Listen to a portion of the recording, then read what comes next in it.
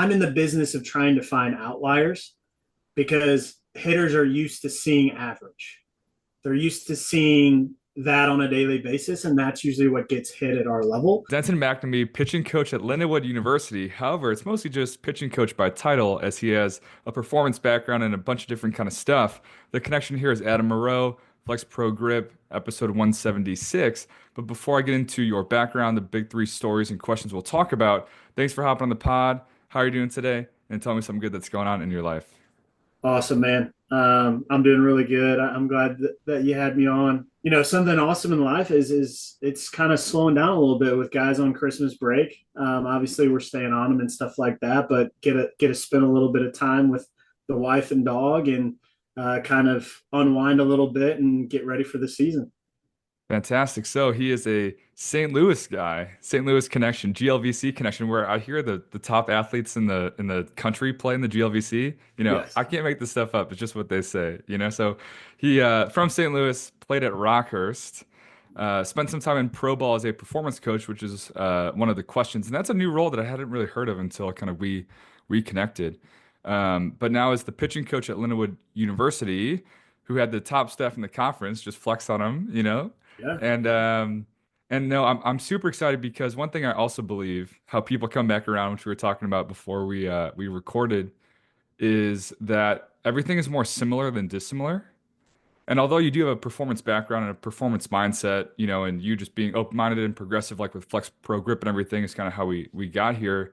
That even if someone's obviously not a pitching coach or a baseball coach, like there's still themes and commonalities in your philosophy and your thought process and kind of things like that. So I've learned a lot just from like being a fan of other things and other people, and like it can get so myopic and like a little bit of an echo chamber, if it's only Yeah. people that do exactly what you do. So I'm excited to have you on as a little bit different of a background, but also not, if that makes Yeah. sense. Yeah. So the three main questions is going to be your time as a performance coach with the Houston Astros, which is also part of our connection. Your time at Maryville, another St. Louis school, and kind of turning that program around, which I'm excited to hear more about. And then we'll get into a little bit of specifics of kind of philosophies for pitchers. But first, the staple of the Matt Tometz Performance Podcast, sponsored by 1080 Motion. The 1080 Sprint is an awesome piece of technology I've had the fortune of using for the last 3-4 years. They're here to make speed happen. Really good people over there. What is the coolest slash craziest story you have thus far in your career? So basically, if you're looking back, you're just like, oh my gosh, I can't believe that happened. Yeah, I mean, I'd say most of it was a lot of things I did with the Houston Astros. I think for them being a perennial winner, it's was something fun to be a part of. And I tell people all the time, my year with them and the years after, there was a lot of World Series games that I was able to attend. And unfortunately for me, in my time, we were 1-7 at games I attended. Oh man. So that 2019 World Series, I went to 4 home games. We lost all four, and So then is it your lost fault?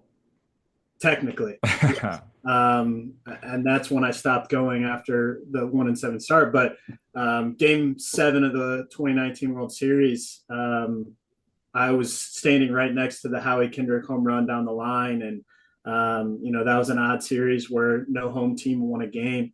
But that's a crazy, interesting, I guess, fact to start with. But then also just the players that I was able to coach and be with, most notably Jeremy Peña, who's an incredible human being. But just seeing what he's doing now, he's a World Series MVP, 3-year starter in Major League Baseball, which is once you get to that point, it's like, man, not a lot of people do that. Being able to, stay in the league that long, and a lot of the coaches that I worked with are now, on big league staff. So just kind of seeing where everybody's gone, in the last 5 years is incredible to see so much success and so many like-minded people. But those are kind of the I guess you can go crazy side of where I've been.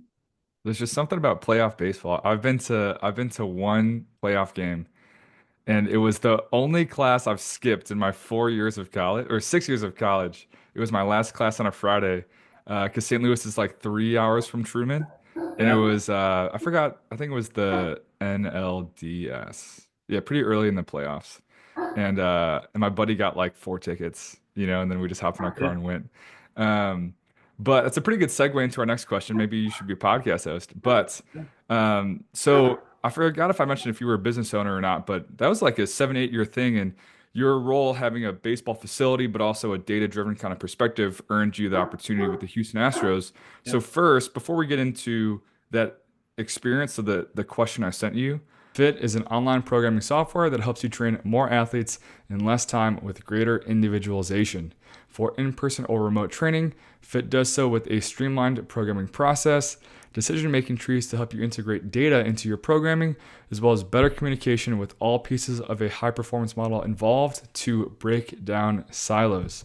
Learn more at fit.io, that's fytt.io, and tell them that Matt Tometz sent you. What is that role? Because it's a performance coach, but you're not a strength coach, you're not a sports scientist, but you kind of, or you're also not an outfield coach, but you do all those things. And then I'll ask about Jeremy Peña. But first, like, what is that role in minor league baseball? Yeah, so I can only really speak on like the what the Astros had it as, and I'm not sure if it's a role with other clubs or not. Um, but the role was very unique to that one season because the role was not there prior to when I took it, and then after my season doing it, they kind of got rid of the role just because I think it was covering too many areas and trying to cover too many areas at a high level. So the role itself, it was trying to be a kind of a split between on the field and off the field. As far as, like you said, kind of that strength and conditioning, sports science side where, hey, I can go in the weight room and I can, talk the talk and train people on a strength and conditioning side, but then also go on the field and coach base running in a strength and conditioning sense, and also coach, with hitters, pitchers, infield, outfield, kind of, going in a totality aspect of it. But then it was also, hey, you're in charge of having to know, TrackMan, catapult, blast motion, video, and all kind of aspects of that. Um, so it was a lot to handle at one time, and it was something that like we had to pretty much play it by ear, right? Like I would, work closely with the strength coach and be like, hey, like, I know we got to lift at 11, but we have early hitters at 11:15. And then, I have pitchers at 12. Like, how are we going to make all this work? So it was kind of a role that, had to be divide and conquer, like whatever was needed on that day.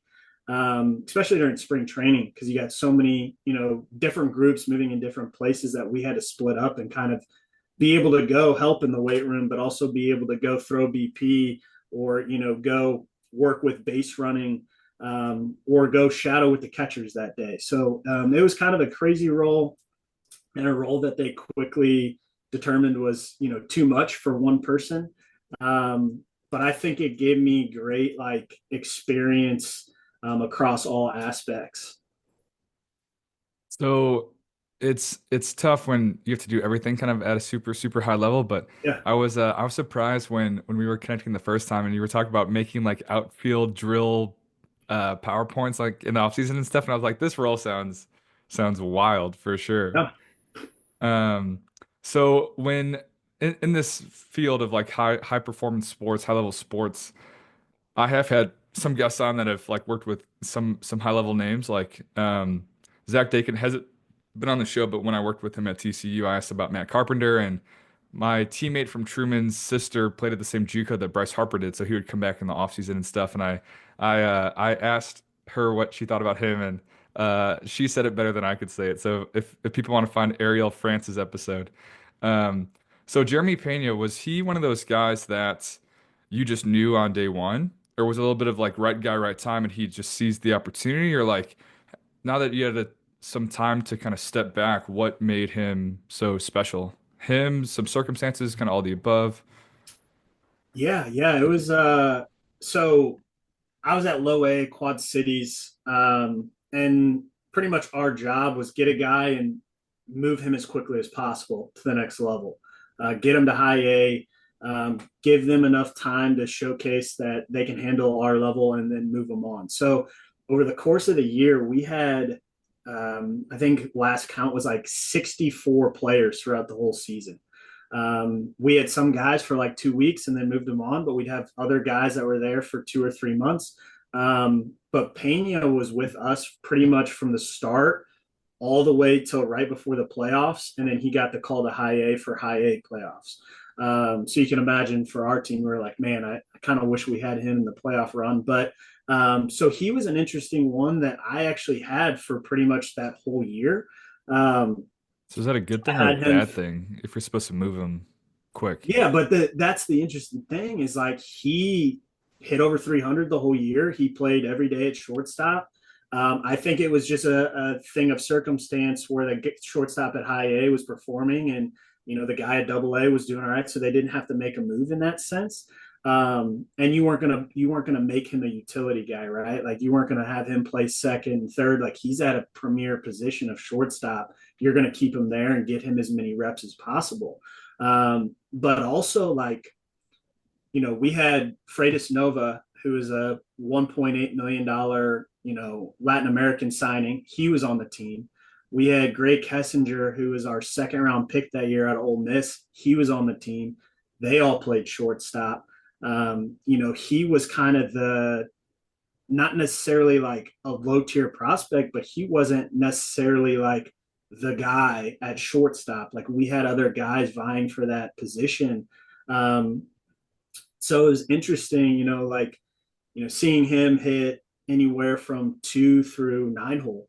Like he wasn't necessarily, hey, he's hitting 1 through 3 every day. Like he was kind of all over the lineup, but he just produced at a high level. And the Midwest League is a very pitcher dominant league. It's a bad weather.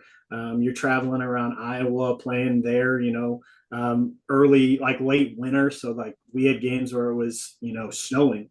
But through it all, he made highlight reels at short and he continued to hit. And I think he just continued to play his way into the Astros plans over his career. Because you had Correa there. Like there was no rush. You had Bregman at third and Altuve at second. So he was kind of log jammed.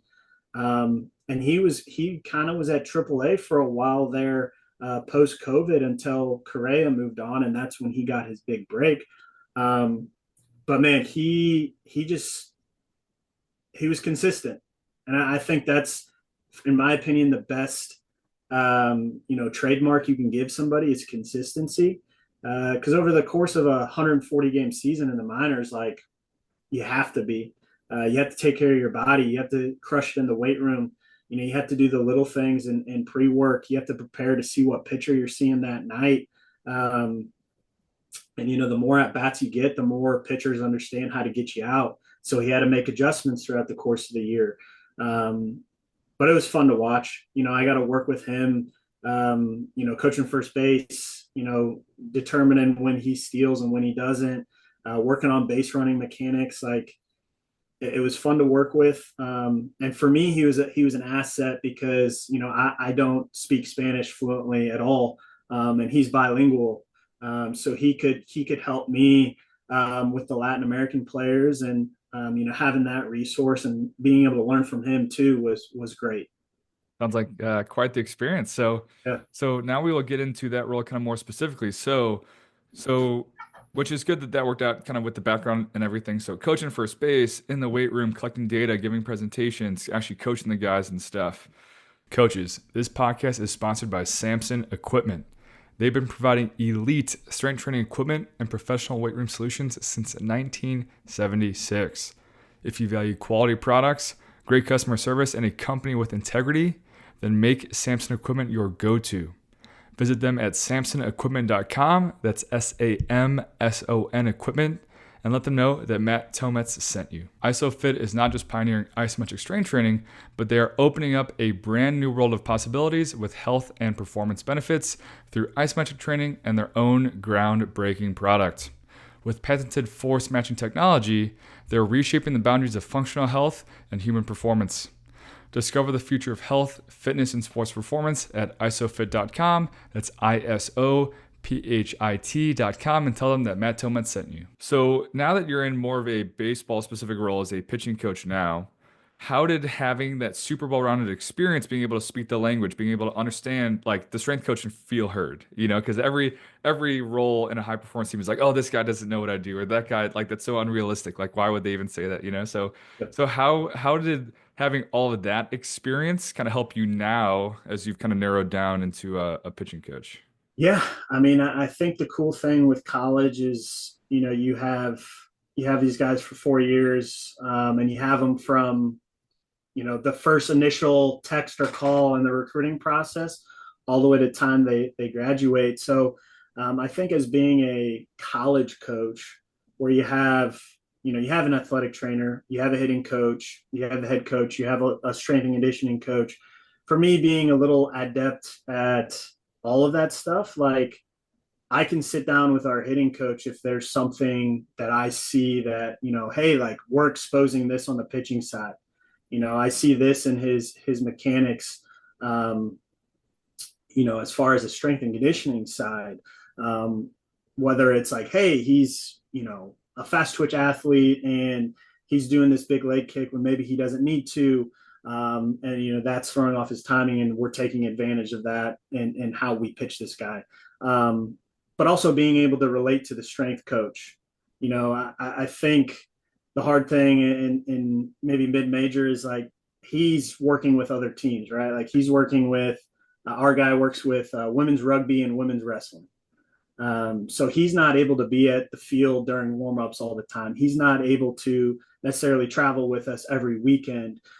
So being able to communicate with him as far as how much these guys are playing, or when they pitch, or what phase we're on in training, it helps him make, educated decisions on how he needs to go about training them. But then also, if we're on the road and he can't, make it that weekend, I can implement whatever he needs, as far as the training goes.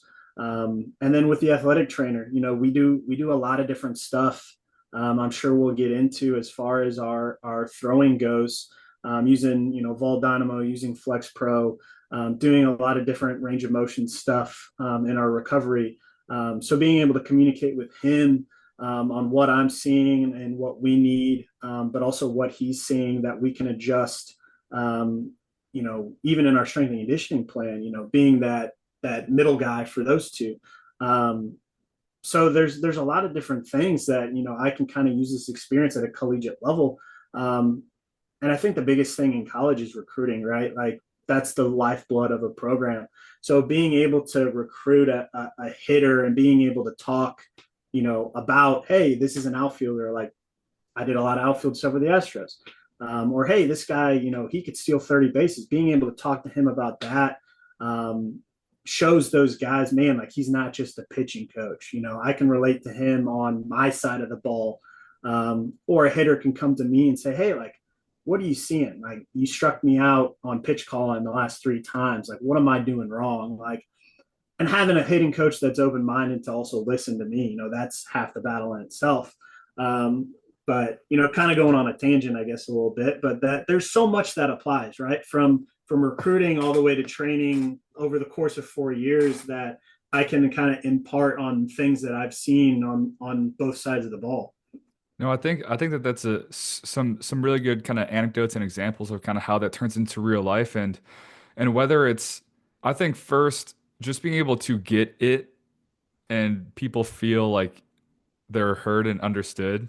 Not to get too like meta here, but um, something I also believe is we're all kind of saying the same thing, just in different words. Yeah. So like, although it is English, it's different languages. Like I gave a presentation on the 1080 sprint to an organization, and there's just some like words of like that describe it or the drills or kind of things like that. And I'm just speaking at this cadence, this tone, like it's a regular English word, you know?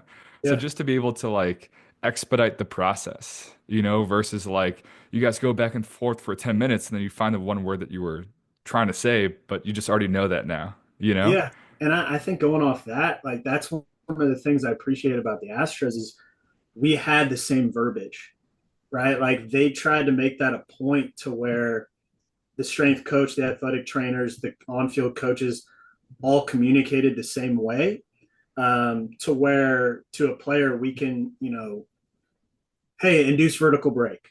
Like we're going to use that as a phrase, but then also the strength coach and athletic trainer can say, hey, like we're using these exercises or this specific thing so that we can improve that, to where we're all on the same page on how we communicate progress to a player. And I think that's a big thing at Lindenwood, like us all using the same verbiage to communicate our goals, and that's across different departments, so that we aren't, like you said, saying, hey, we're all trying to get to the same point, saying, the same thing in three different sentences, and the players are confused when we're trying to make just this one change. And we can communicate that, concisely. And then with that, the unity of just like although I often speak on the unreliability of an adolescent male Yeah. athlete, got to give them some credit to where like they can probably see through like if it's just obvious that the staff is not on the same page, or it's like, wait, they just told me like two different kind of messages, you know, or just for you to be on the road and be able to read the warm up or the hotel lift, and like you can get it more right than not, you Yes. know. I think all of those things add up in a positive way. So again, how things are more similar than dissimilar. Talk about just your background kind of in general. Super, super cool kind of background that has led you to now, and how in a role on paper that might seem specific, that there's so many ways that that kind of apply. So that'll take us to our next question. So fill me in on any of the background information of this question, Yeah. as you kind of alluded to it when we were on the phone before. But so your time at Maryville, quote, turning it around. So when you entered the organization, what was the record? What was the vibe like? And then when you left, kind of what did that transformation turn into in real life? And then kind of what were those kind of moments, beginning, middle, end, when that happens? You know, it's a nice story of like, oh yeah, we went from like, 10 and 30 to 30 and 10. That's great. But like, what does that actually look like? Yeah. Yeah. So Maryville background, Division II. Go You Saints. said Just it kidding. They earlier. always played us hard. Yeah. GLVC, or as we call it, the GLV SEC. Oh, Uh, let's go. yeah. Yeah. Major conference in Division II. It was a little interesting for me because like the prior year was a COVID year, right? So they played 13, 14 games before the season was canceled. They played a hard out of conference schedule, so they didn't have the best results. This was our head coach's going into his third year, so really his second year. His first recruiting class was now redshirt freshmen, since they all got those years back. So me going there was kind of just a perfect storm, right? Like I think we had a lot of things already in place before I even got there. The head coach Pat Evers had taken Jefferson College to three College World Series before that, so he's a proven winner. He was a proven recruiter. So going there, it was our first year. For me, is always about building that culture and finding the guys that are going to push that to the next level.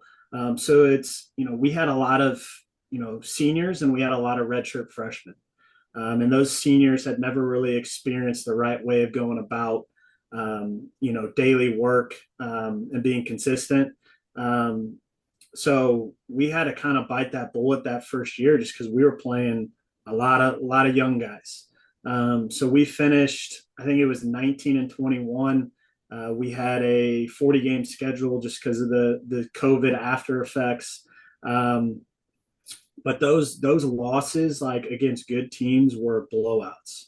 like when we were playing the cream of the crop, the USI, Oh, geez, those guys. the Quincy, Oh no, not Quincy. yeah, they were the cream of the crop, and they put a hurting on us, and we beat the teams that like we should have, like we beat Truman, like that's who we should have Yeah, it doesn't beat. take much. But the first year, it was just kind of figuring out what we had and what we needed going forward. But it was also, I was kind of back to that performance coach role. I was, the strength coach in the weight room. I was doing a lot of different things just because of the resources we had. So I kind of still had total control of that development. Um, and you could see early on that like a lot of guys didn't want to lift hard. A lot of guys didn't buy in that lifting was going to be the next thing to push their velocity or push their health. So getting around that in year one was a big hurdle. But then also figuring out which of those young guys were going to push the culture and be helpful for us. That was kind of what year one was. And then going into year two, we brought in a new hitting coach, Justin Paulson, who's now at SAUE. Him and I were on the same page with pretty much everything. So, him pushing what we needed on the offensive side, like we pretty much set every offensive record that season in Maryville history. We had a lot of youth and experience, which was a good combination. And then pitching just took that next step. Guys, after a full year being in the program, they started to see, oh man, my velo's up 3. My secondaries are better. My command is better. And we went from 19 wins to 30 wins.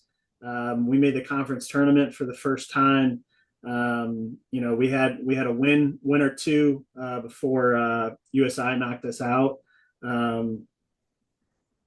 Our Springfield, not Southern Indiana. UIS, yeah. UIS, yeah. Sorry, I don't know why I blanked on that. Which they went to the World Series that year. So we played those guys tougher. Our guys started to believe like, hey, we can hang with these guys. We can, compete at a little bit higher level than we have. And I think that's the biggest hurdle. Like, hey, we made it to the conference tournament. That's awesome. But guys didn't really have an expectation past that, right? Like it was almost like we met our goal. And then we lost to the team we're supposed to lose to, and then our season was over. But I think that was another thing to add on top of like the culture and where we were going is now those guys were hungry for more.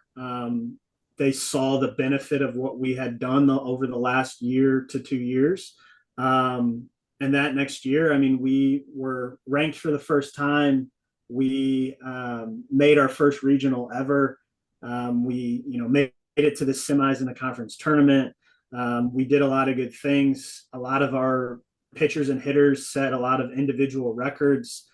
So a cumulative of 3 years, like, man, like, you're seeing a lot of progress and seeing a lot of, consistency in their work. And we set another wins record. So 2 years in a row of wins records.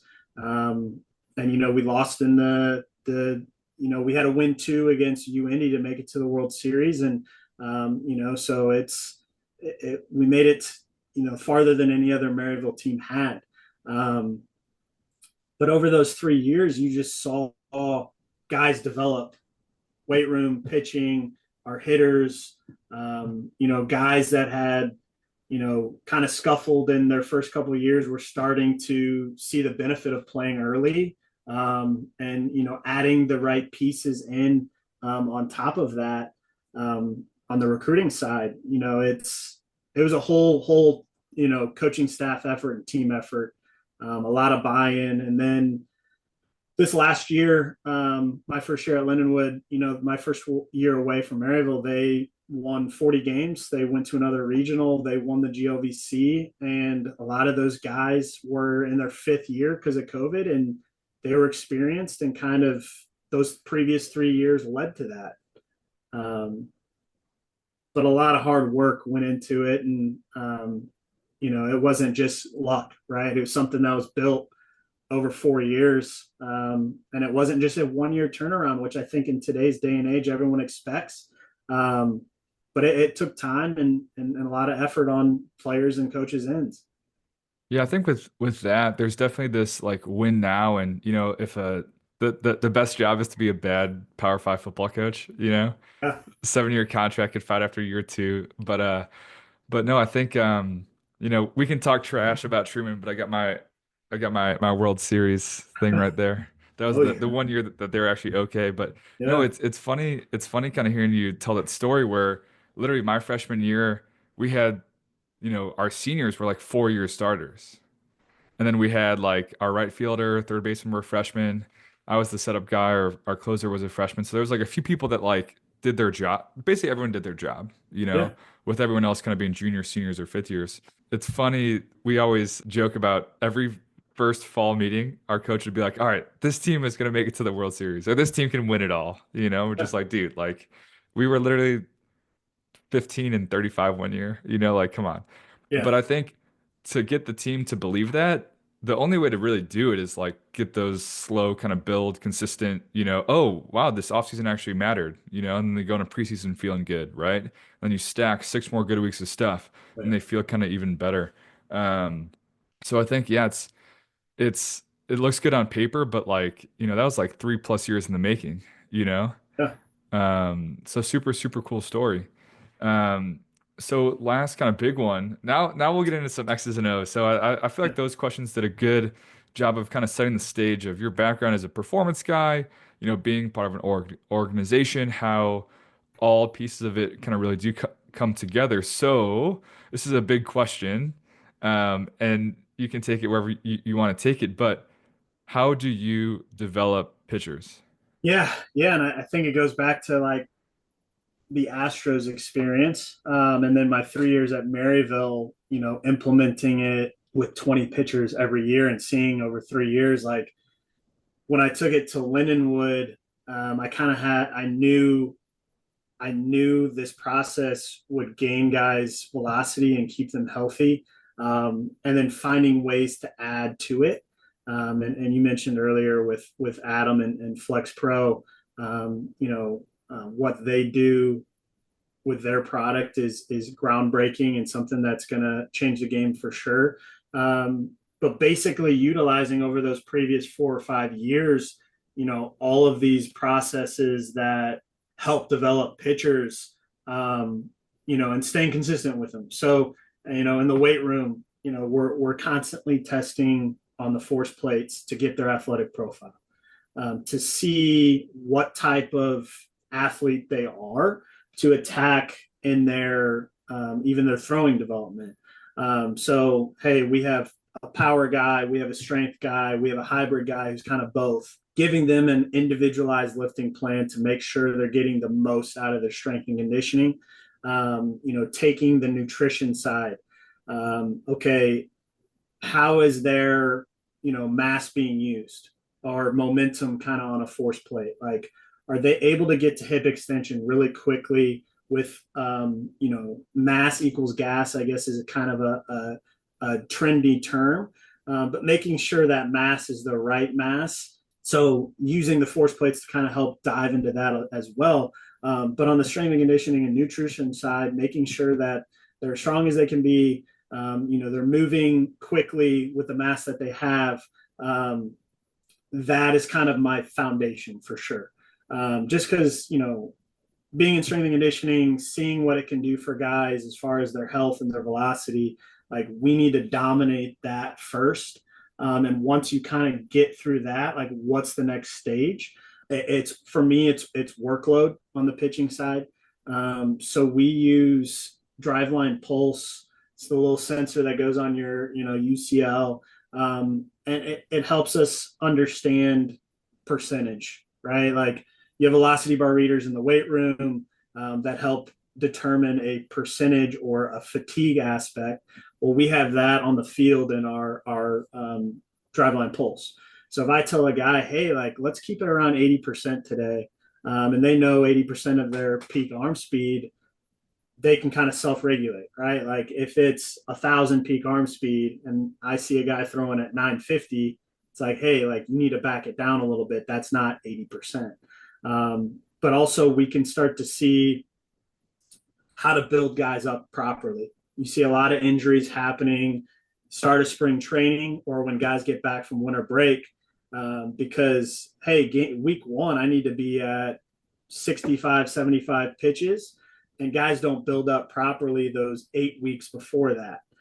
So post fall and then pre, when they, get back from Christmas break, where, hey, if I need a guy 65 pitches week one, and the highest we get up to is 30 in a bullpen, like you're adding a lot of extra volume and fatigue that they're not ready for.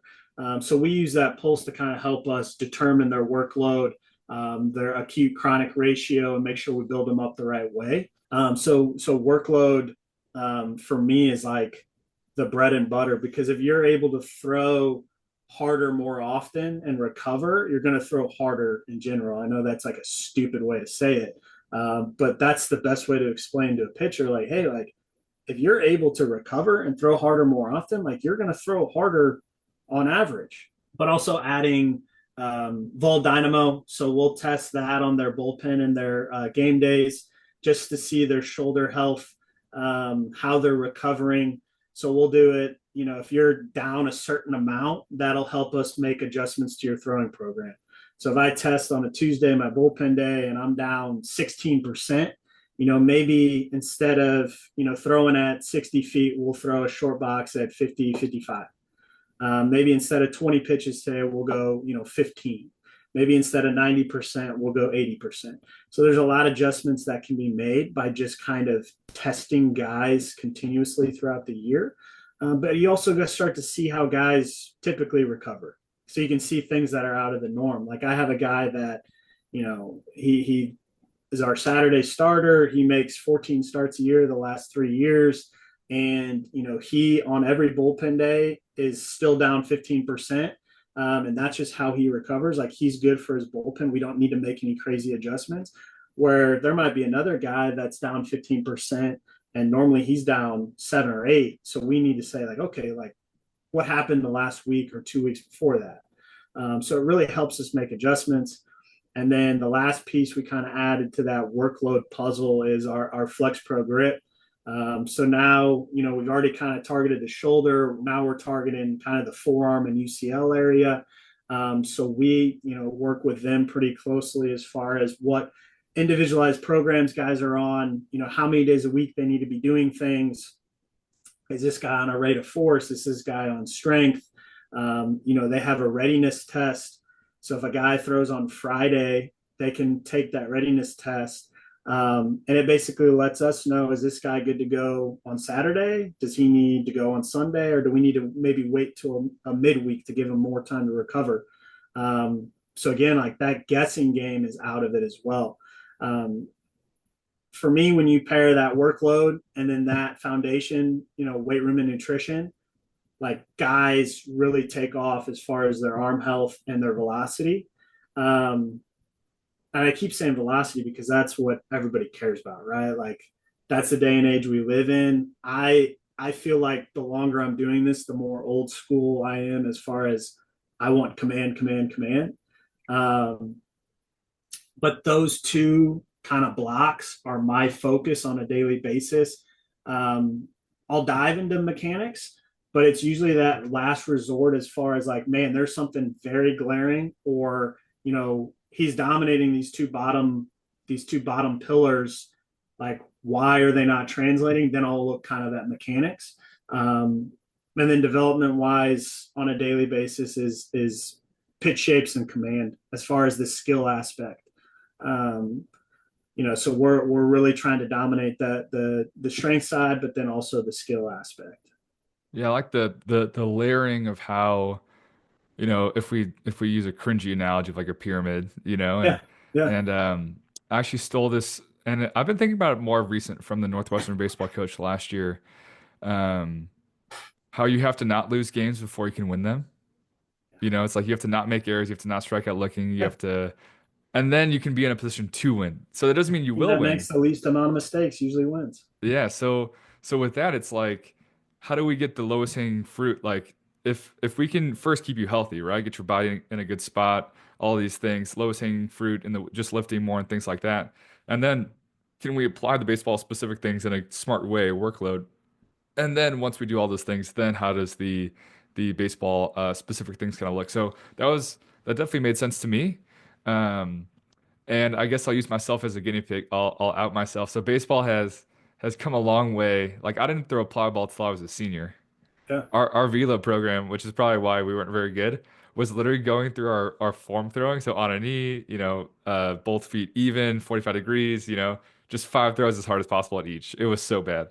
Um, but if if I step on campus day one, or let's say I was at a walk-on tryout, I was actually a walk-on at Truman, and I had like a 20 pitch pen. What would you be looking at metric wise? What would you be coaching me to do? Like what pitches would you want to see? So like if you had someone on the mound first day and you had 20 pitches to kind of work with, what would you look for? Yeah, I mean that's basically also like a camp environment, right? Yeah. Like you got 20 pitches to impress us as coaches. Man, this is always a tough question for me because like there is a kind of a barrier for entry as far as what your velocity needs to be, right? So it does matter. No, I'm just kidding. Yeah, so it's but there's so many different like I'm in the business of trying to find outliers because hitters are used to seeing average. They're used to seeing that on a daily basis, and that's usually what gets hit at our level.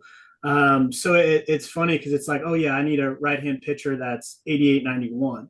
Well, that's true a lot of the times, but also I can have a guy that's a lower release point that throws 84 that has 20 inches of horizontal run and he can throw two off speeds for strike whenever he wants.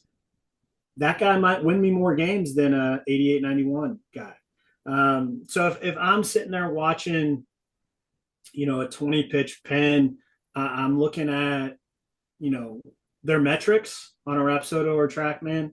I'm looking at how their pitches are moving. I'm looking at what their mentality is when throwing that bullpen. Am I just letting everything rip down the middle? Am I trying to spot up? Am I, throwing into a righty away to a lefty?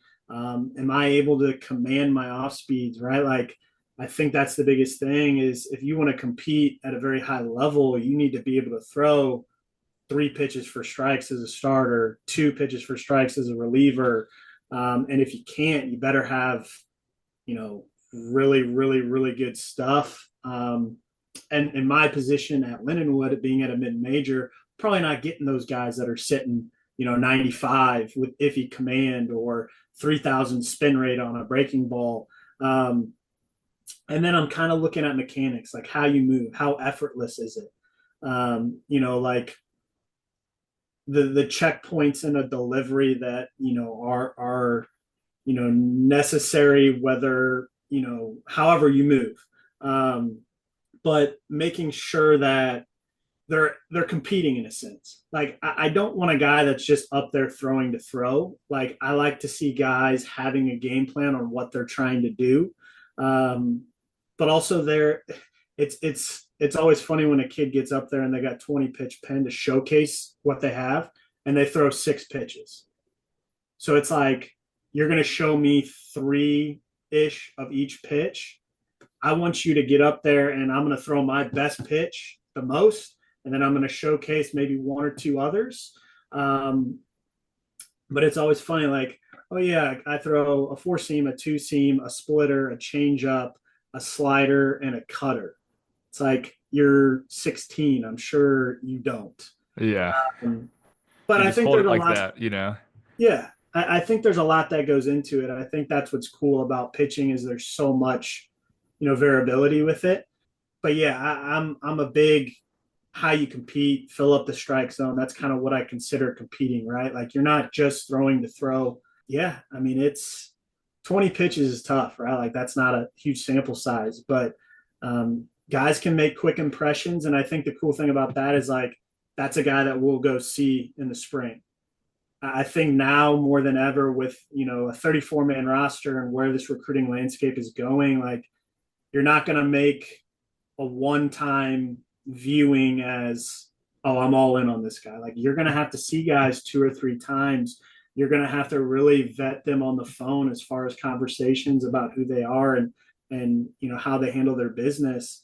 So I think that's maybe the biggest point in, hey, I see a guy 20 pitches. It's like that's your resume. You know, that's the first part of your interview process. That's what you need to make it through, and then we're going to have another two or three stages. Hmm. Interesting. The quote that really stuck out to me was you're in the business of finding outliers. Yeah. Is there any athlete or anecdote or, pitcher that comes to mind when maybe in the moment you like saw a few things, then you dove in the numbers, then you were like, holy crap, like this guy has it. So is there anything with this like outlier kind of idea that kind of comes to mind? Yeah, so we have a really good example on our Lindenwood staff now.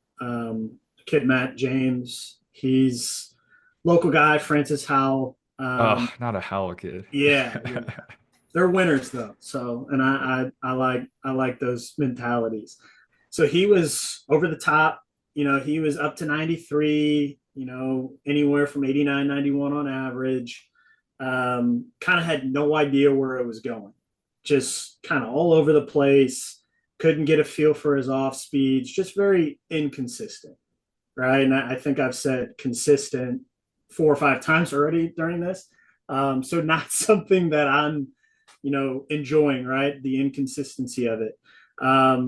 And he was kind of messing around in one bullpen. I think a big thing with pitching is being athletic, throwing from different arm Pitchers slots. are athletes for sure. Yeah, like he played third base in high school. He's a fast twitch guy. He needs a lot more time to recover. Does a little bit better with 2 lifts a week compared to 4. But taking all of, again, like the performance coach aspect, taking in force plates and all these other things, how he's recovering, I started to see a little bit better picture. But one day he threw from sidearm a little bit below and was just throwing strike after strike after strike. And it's different. Like some guys can do that in a bullpen and they get in the game and they're all over the place. Where he was just always all over the place in bullpens or the games from over the top. It's not. I don't take those moves, lightly. Like it is a career. It's his career. Like I want to get the most out of it. Like I don't want to just say, hey, yeah, drop your arm slap. We'll see what happens. So it's something that we really thoroughly vetted. And he made a move to it pretty much mid-season. And he threw 7 straight games scoreless out of the bullpen and threw 65% strikes. He was 50% or worse on normal outings. And his velo was holding. He was 89, 91 still, could hit a 93. So that in itself is an outlier, right? It's a different arm slot. And then when you looked at the pitches, he went from an average fastball to a seam shifted wake 2 seam. He went to a plus changeup where it was getting negative vertical break. He was able to throw like a gyro slider now a little bit more consistently from that slot. We went from being a stock righty to an outlier guy who's a different look that you don't see often with 3 pitches that you could consider plus. And that's probably the best kind of arm adjustment that I've seen work out to where, man, like you made yourself from a guy that didn't pitch a lot or even travel to a guy that is contributing and helping our team in a major way. Your boy had a similar kind of journey where I walked on over the top, and then it was, hey, you're only making the team because I want you to drop down and see what happens. And I guess it, Yeah, it worked out. So I guess whether it's like being athletic, being able to make that change, just having some body awareness, but and then it happened to my catch partner 3 years later. Kind of didn't work out, but yeah, it did for me, so that's cool. But no, it's just like messing around or a teammate of mine, the guy who had the sister who knew Bryce Harper, he would do that thing where like every 7 pitches he'd like go down and then just like Yeah. never worked. But arm slots are a funky thing for sure. Um, so that is everything that I had for you today, sir. So I want to say thank you very much for your time, openness, candidness, just kind of sharing all these stories and kind of going back and forth with me. So where can the listeners get more of you? Shameless plug, emphasis on the shameless. Yeah. I'm not super big on Twitter, but I will post things about the program or about various training that we're doing sporadically. It's more of like I want to make an emphasis on this, so I'll have like 3 or 4 in a row, and then I'll like forget, and then it kind of will be a month at a time. But my Twitter, EBA underscore made, still have kind of the Elite Baseball Academy tag on it. But I'll get back to, direct messages. A lot of conversations start kind of like this, like people that are reaching out and just want to talk. And then via email. So dmcnamee at lindenwood.edu. That's a good place for, recruits or people wanting to know what we have about our program and what we do. I'm always open to share kind of what we do on the pitching side. I'm not trying to hold any secrets, but those are probably the two biggest places. Instagram, don't really do much on that, but yeah, I love getting back to people and talking the sport of baseball and strength and conditioning. If people got questions, I'm always open to it. Low quantity, high quality kind of tweeter. I Yes, like it. yes, I like yes. it. So those will all be in the show notes. Thank you very much again. I look forward to chatting soon. Awesome. Appreciate you having me on.